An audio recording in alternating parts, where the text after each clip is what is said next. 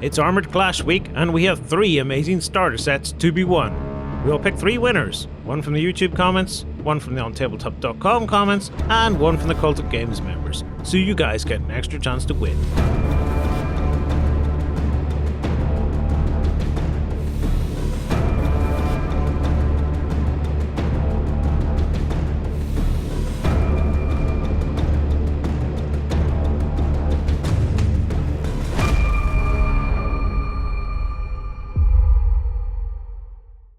Hello everyone and welcome to 3 Colours Up. In this one I'm going to be painting the Sovereign Land ship for the Crown faction for Armoured Clash. That is the 10mm game from Warcradle Studios. This model is quite chunky, big tracked vehicle, so of course I really like tracked vehicles, so of course I like this model. The scheme's quite simple, easy to follow, and hopefully you're going to enjoy it. So let's sit back, relax, and paint ourselves a really big land ship. To get started with the land ship, once I had it built, it's been primed, and it's been primed in Army Painter Uniform Grey. And from here, we're going to start by dulling this effect down. And what we're going to do first is apply a dark tone wash over the whole model. Doesn't matter what we're doing subsequently, we're just going to put the dark wash down over the whole thing. And from there, we'll be able to start dry brushing and adding our colours. We want, because the grey is one of the main colours on the model, or at least the mechanical colours, we want to make sure that's down and shaded properly before we move on to any higher sort of upper details. So let's get started, and let's just quickly put this wash over the whole model. So with the dark tone wash now down over our grey, you can see how it's accentuated all the shading and stuff like that. That's exactly what we want. Particularly for the parts that are going to remain grey throughout the painting. However, we're going to put on our first big bright colour, and that is going to be pure red. So let's get some of that onto the palette. And the areas that we want pure red, we'll just outline those now. So we have panels here. We're not going to include the doors. We have panels here and here. We have little bits that have decorative parts on them. They're going to go red. We have the dome up here, which is going to go red as well. Round on the front of the model, we have this big panel here with the shield, more filigree and stuff like that. We're really going to use it as a decorative color. I believe the turrets were also going to go red, because we're not going to put red into any of this stuff and make it look a bit more mechanical. But we'll do all the panels that have decorative stuff and our little turrets and stuff like that as well. So, simple as, let's just get started. So we'll start on the dome and work our way around. With the pure red down, we can see just how much red there is on the model. So let's just turn it around and show you everything that we've done. Got little panels here at the back I thought would look good on the red too, because I didn't want too much red at the back. Wanted the vehicle to look more imposing from the side and from the front, which it certainly does. There's a lot of red going on there. So what we need to do now is work on the dome very briefly, and we're going to be highlighting that. We're going to be adding a little bit of a fade, and there's 2 ways you can do this. You can either airbrush it, so you could just take a little airbrush and just run it around the top, but we're going to do it in a more simple fashion, and we're going to use a dry brush, and for that we're going to use some Angelic Red, which will be a little bit more orange than the base color. So let's get that on the palette. And like I said, we could do this with an airbrush, but I figure it would just be easier to demonstrate an alternative that doesn't require you to spend at least £100, if not more, on the equipment to do that. So what I'm doing is I'm working a lot of the paint back off the brush, and then because I have a bare hand, I don't wear gloves like the professionals, I just sort of work it until it looks a bit more faded. And from there, we can start to brush on the Angelic Red just over the sort of top third of the dome and try and brighten that up a little bit.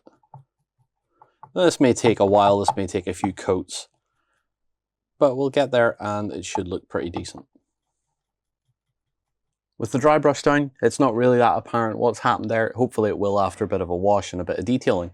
So on that detailing front, we're going to stick with the areas that we've done in red, and we're going to move on to painting in the filigree and some of the detail parts. And for that, we're going to be using some Greedy Gold.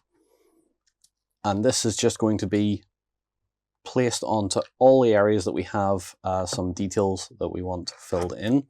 So for example, let me see here, on the front we have this shield which we're going to paint in, as well as all the filigree around there, and there's a little bit up top there as well. And then down here we have this lion's head. We have another shield down on this front door with a little bit of filigree there. And we're just going to go around the model and paint all the little fancy detailed parts and anything we want to be gold, because there's going to be other parts that are going to be a different metal, which are going to represent more mechanical parts or piping and stuff like that. So we want all the decorative parts to have this gold. With the gold now down, we have a lot more life around the miniature. We have plenty of detail in there to play with. So what we're going to be doing now is moving on to toning these areas down. And for that, we're going to be using some soft tone. We don't want to kill the vibrancy too much, but we do need to get a little bit of shading in there. So we're going to put some of that on our palette, grab ourselves a nice little brush, dip it in some water, just to dampen the bristles a little bit. And then it's going to be a case of going around all the areas that we've just done and start to tone down and shade all the gold and the red areas that we've just painted. With the soft tone wash now down over all our red and gold, we have a little bit of shading popping in here and there that looks quite good, and it's sort of increased the temperature and the vibrancy of that red a little bit. Now we're going to move on to the more mechanical aspects, and for that we're going to be using some red copper, so a very different color to the gold, and this is going to be for the more industrial aspect of the model. So there's going to be pipe work and cogs and wheels and stuff like that. So we're also going to take into account our little turrets here, which I said I was going to do red, then I forgot, and I was like, well, this will do too. So we'll do the little gun turrets. We will be picking out a lot of the pipe work, which is sitting back here and up here. On the example model that I'm working from as a reference, we're also doing the checkered sort of mesh floor plating. So there's quite a bit of that. That's going to be quite extensive. And we'll probably do a little bit along the smokestacks as well. So it's going to be a fairly long process, probably a little bit longer than applying the gold. So we'll just get stuck in. With our red copper down and dry, we're going to move on to washing that down. And for that, we're going to be using some strong tone. We're also, while we're using the strong tone, going to go over our tracks and go over our wheels, just to make them a little bit duller and a little bit more interesting looking, because at the minute they're quite plain. There's not a lot going on there, but a strong tone over the tracks will certainly help, and certainly make it look like it's been driving over the ground a bit more than it currently does. And yeah, it'll also help dull down our copper. So let's put our strong tone onto our palette. Select a significantly bigger brush than we did previously. And what I'm going to do is start and show you the strong tone going down on some of the copper. So we want it to get into all these recesses, to shade it all down, and make sure it works into every little square, because it will look rather uneven if it doesn't get into every shape on this grating. So got to take your time with that, work it in carefully, make sure you're not using too much, and work away there. So we're going to do this, put this over all our copper parts, and then the tracks and wheels as well. With our strong tone down over our tracks, our wheels, and all the copper detail, we have quite an interesting looking model now, without a lot of effort, to be fair, either. So you can see the grey is sort of where the strong tone has been on the wheels, and I've left these two little arms out. You know, they look a little bit cleaner, that sort of stuff. It's looking a bit more interesting. So what we're going to move on to now is some matte black. And the matte black is going to be for the recesses, windows, and the smokestacks and the gun barrels. So we have little windows up here, but we also have these, which look like they could be windows or recesses of some sort there.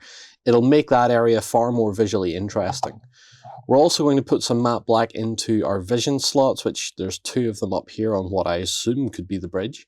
Then we have 4 down here and bits and bobs. We'll pick out what we need. We'll also do the tops of the smokestacks, so up here. But we will come back after that with a, I believe probably a silver just to top these off, and then a little bit of black wash, and that should basically be us. But we're going to start with the matte black anyway. Let's not talk too far ahead. And make sure we have enough of that. So we're just going to be carefully going across like up these windows up here. We want to stay within that little rectangle up top, up there like that. We're also going to paint in, I believe we're just going to paint in these gun barrels maybe, or we'll just do the ends. We'll just do the ends. I don't want to do too much on them. So maybe just a little end like that. On these bigger guns on the front, we're going to paint the middle part of the barrel. We'll do the ends in some gun metal. Same over here with this one. Keep those guns a bit more simple looking. We'll give them a second black wash when we come around to doing another dark tone. And yeah, we'll just carry on. So we're obviously going to do up here along these pieces here. We'll paint in the little in-between bits as well, just to make sure that's all covered and nice and even. Anyway, let's get on with it and see what it looks like after this. Alright, so with our matte black now down, you can see that those windows and all are starting to look a lot more interesting. And if we look around the model, we've just picked out a few little bits here and there, some vision ports and stuff like that, all around the machine. Now we're going to move on to some gun metal. And the gun metal is going to go on the areas that I was talking about earlier, so we're going to put a bit of that onto the palette. And it's basically going to go on to the tops of our smokestacks. So this upper ring that's on the smokestack, you can see modeled there with a little line. The ends of these 2 cannon, and I think, yeah, actually we will just do these sort of sponsons as well. We'll do them in the gun metal too. After that, we're then probably going to do a little bit of a highlight step, a little bit of dry brushing here just to sort of bring some of the grey up a little bit more. And I think that'll be the model done. So well, no, we're going to wash the gun metal down and then do the highlight step. So let's move on. Let's get our gun metal painted in. With the gun metal down, we can see I've also added a little bit of a dry brush to the tracks, and that has made them look a lot more interesting, a lot heavier as well. So that I'm very happy with. Now with that down, we're going to move on to toning it, and for that we're going to use a little bit of dark tone. This is going to be a fairly quick process, this one, because there's not too much of it to actually cover. So we'll be able to move on from this pretty quick. So for example, we're just going to apply a little bit to these 2 gun barrels. And I kind of like how they've turned out because we have this sort of armored shroud that the silver parts look like they recoil back into, which makes it very interesting to me. I can imagine how that mechanism actually works, and it's a very satisfying looking mechanism. Then we have our 4 little guns on the sponsons. They may as well be sponson guns, so we're going to call them sponson guns. With our black wash down, it's now time to do our final step, and that is going to be a little bit of highlighting. And I was kind of deciding what I want to do, and I'm not sure, but I think I'm just going to go with our original Uniform Grey. Because the wash is so dark, I think the Uniform Grey is going to bring it up rather nicely again. So let's get that on the palette. And for our highlighting step, all I really want to do is just take some edges here and there and just delicately bring the edges back up again. And we're doing that so that from tabletop perspective, we've preserved the shape of the model, because there is quite a lot of geometry going on here. There's a lot of shapes and whatnot playing around. So the Uniform Grey is hopefully going to bring back and accentuate some of those shapes that in places are quite elaborate. So what I want to do is just take my time and go across the whole model and just detail up any shape and every shape that I think is going to help bring this model back to life again. Stop that grey looking so dull. With the highlighting all done, we've given the model, the entire model, a coat of matte varnish, and we now have our Sovereign Landship complete. So I think this turned out pretty well. There's something about this model that maybe it's because it's a tracked vehicle that I really sort of grew attached to as I was painting it. And I think it's turned out really well. I'm quite happy with it. There's obviously things we could do to improve the look. We could add more color, we could add a bit of weathering and stuff like that. But I think to show you the basics just by throwing a lot of colors at it, a little bit of wash, a little bit of dry brush and some highlighting really does bring this model to life and makes it look quite imposing. That red and that gold is very, very nice, and it's going to stand out remarkably well on the tabletop. So as always guys, thank you so much for watching, take care, stay safe, and see you again very soon. It's Armoured Clash week, and we have 3 amazing starter sets to be won. We'll pick 3 winners, one from the YouTube comments, one from the OnTableTop.com comments, and one from the Cultic Games members, so you guys get an extra chance to win. Go ahead and check out our other content on screen now, and while you're at it, why not hit subscribe, and remember to ding our dong. Go on, you know you want to click it, go on.